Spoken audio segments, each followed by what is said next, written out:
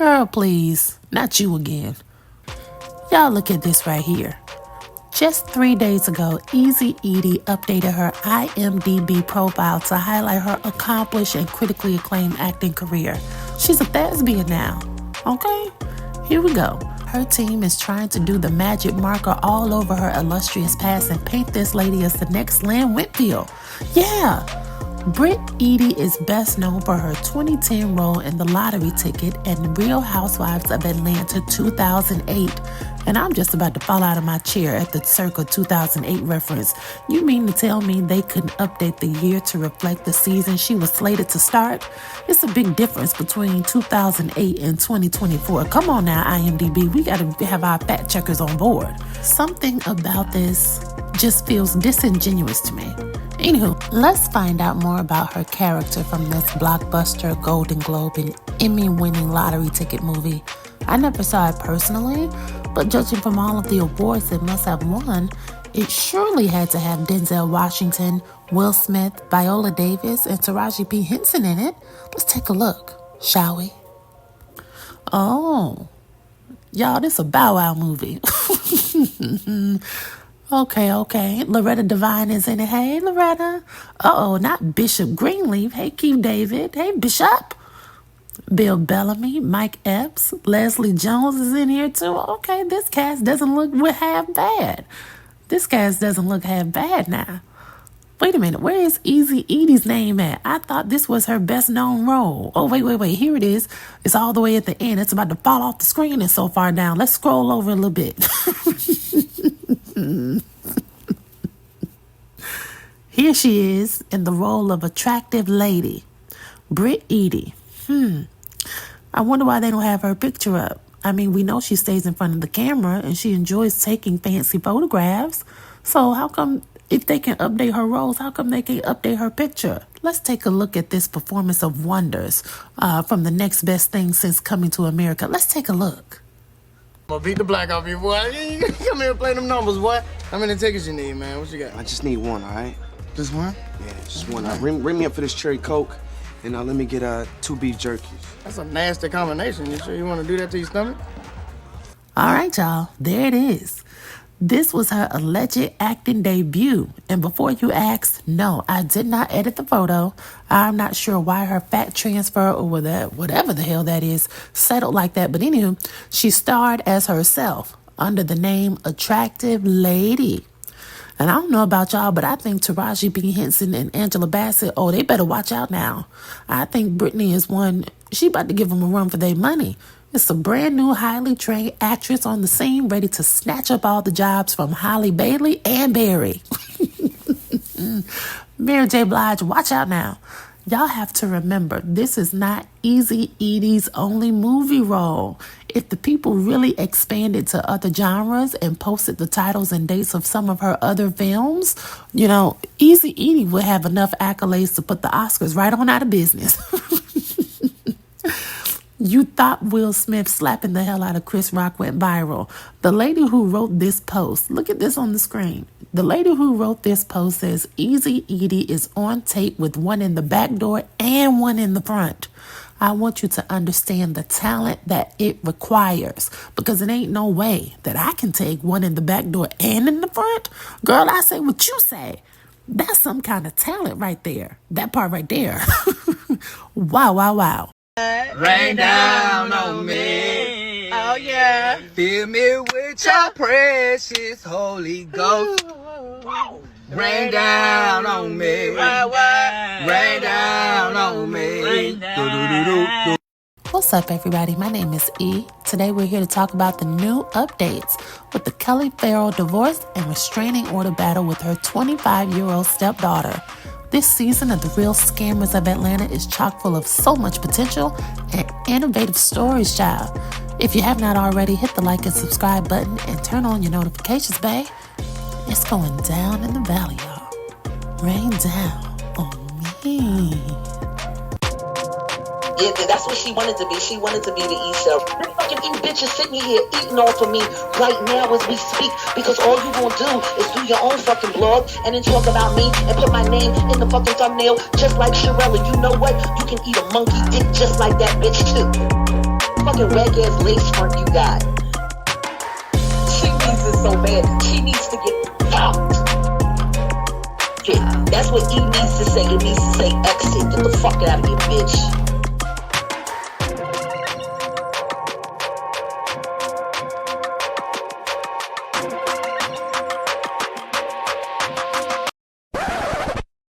This story comes from In Touch, and it reads, Kelly Ferell and her stepdaughter made shocking allegations against each other in court before the chef was cast on The Real Scammers of Atlanta. In Touch has exclusively learned. According to court documents obtained by In Touch, Markia Ferell, Kelly's stepchild, filed for a temporary protective order in June of 2022. Now, if you all are curious as to what Markia looks like, I have a few pictures of her so that you can check her out. You know, if you ask me, she looks very similar to her stepmother as far as the type of clothing she likes to wear, the poses that she poses for in her pictures. Just a hot-ass mess. The pictures scream, look at me.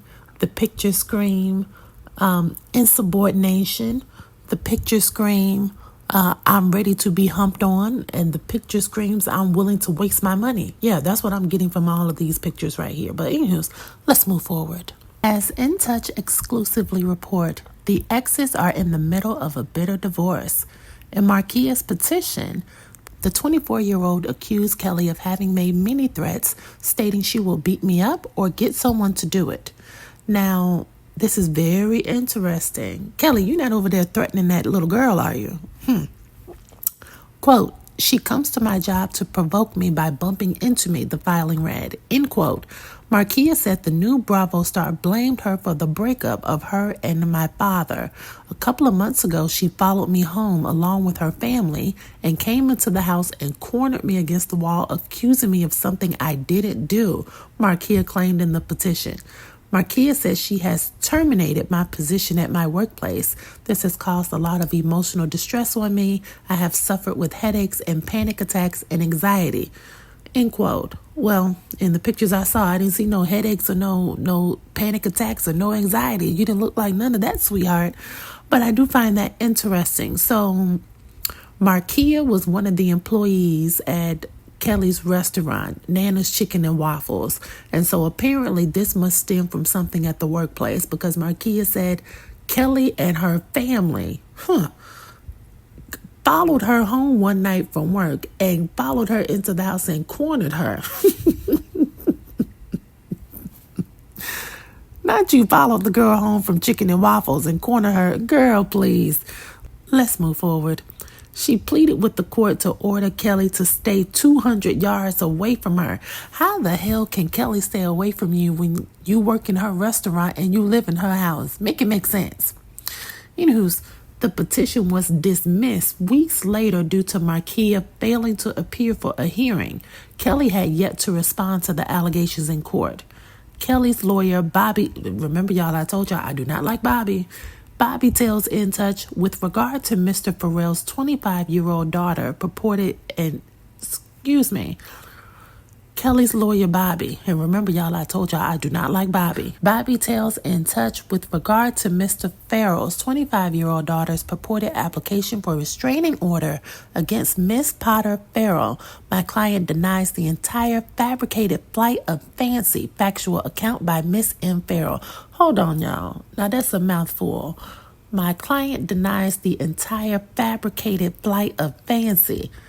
Woo, I gotta use that. Let me write that down.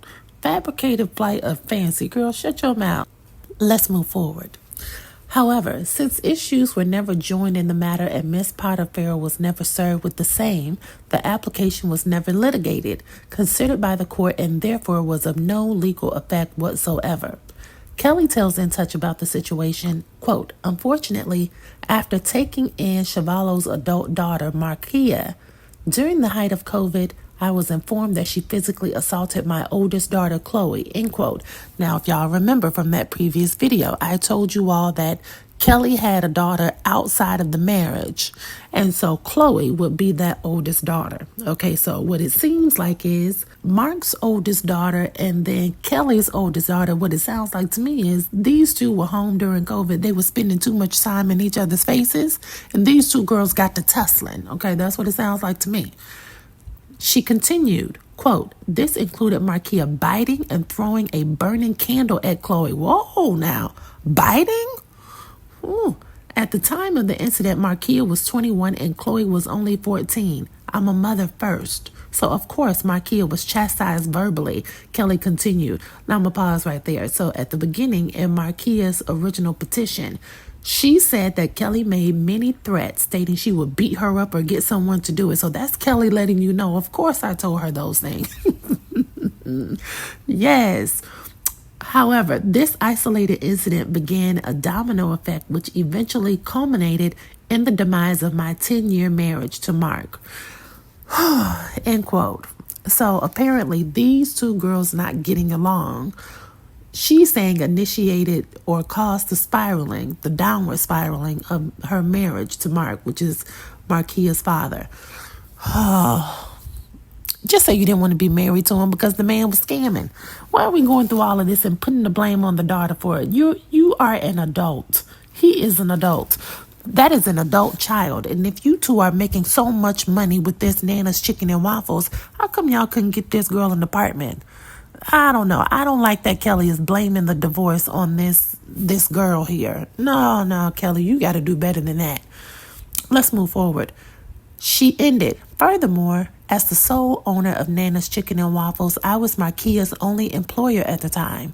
As everything began to spiral, I had no choice but to terminate Markia due to her aggressive actions in my home and at the workplace." End quote. Mixing business with pleasure. Family and business never go together. If you look at the screen, you're going to see a picture of Markia to the right and Kelly to the left. And Kelly, I don't know what you're doing with it.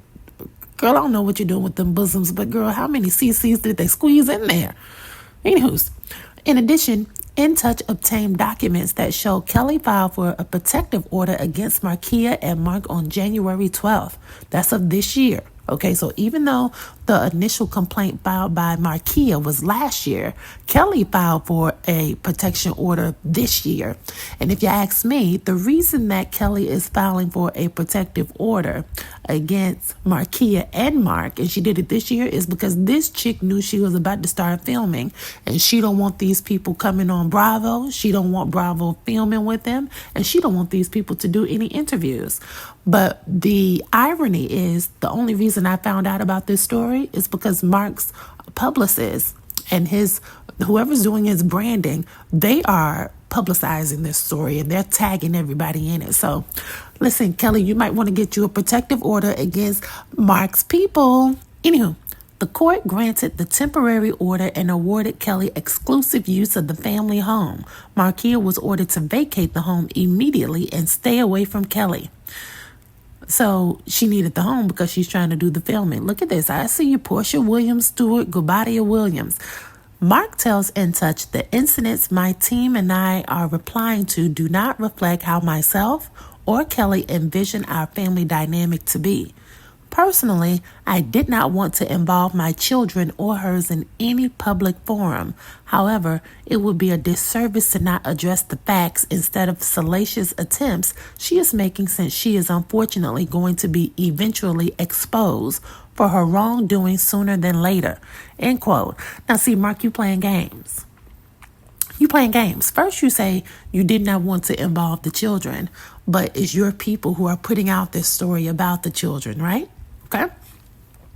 Then you say that it's best to get this out right now because eventually she is going to be exposed for her wrongdoing sooner than later. So Mark is planning on tearing Kelly down. Good fashion.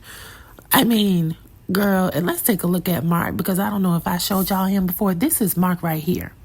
And I find it interesting that Mark is putting out all of his images now. He wants us to see him, because if you go to his Instagram page, he just put these posts up 3 weeks ago, child.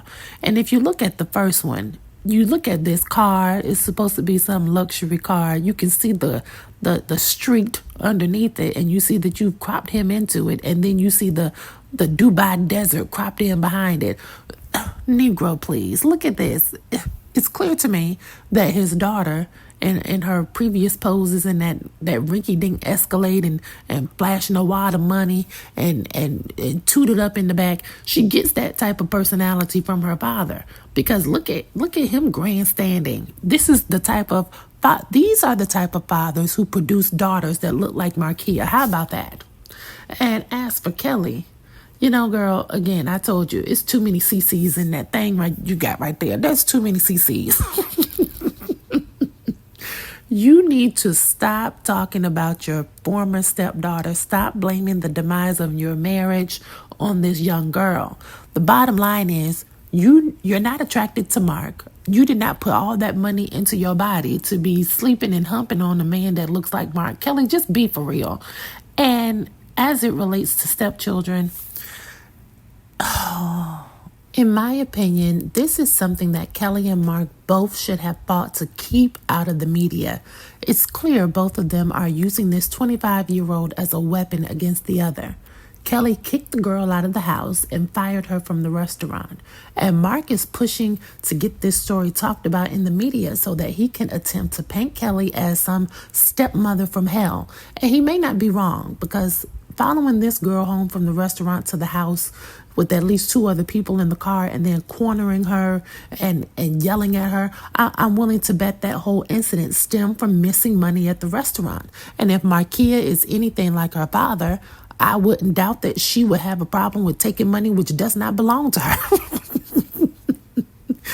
But where Kelly tore her ass with me is, don't you dare tell this 25-year-old that she is the reason for your divorce from her father, when the real reason for your divorce is money. You and this man have been fighting over money for almost 3 or 4 years, and it's trickled down to your daughters. And now these kids are biting each other and throwing hot wax on the other one. I tell you, if you were trying to secure the centerpiece, how come you didn't let Bravo film all that trash in that house with your $350,000 worth of furniture? Oh yeah, and one more thing before we get out of here. The people are reporting that Drew and POORsha unfollowed each other on Instagram. To be honest, I don't care. If Bravo is banking on POORsha and Drew to be equivalent or somehow desired to be seen as POORsha versus Kenya, then you might as well get ready to put up your for sale sign in the front of that Atlanta production site. We're not buying this contrived and forced storyline. I'm sick of it. Even though I know I'm not going to be watching, I don't even like talking about it. I mean, this is bad. I mean, I thought the Love and Hip Hop Atlanta franchise went out bad after Jocelyn, but this Housewives with no Kenya, what is it?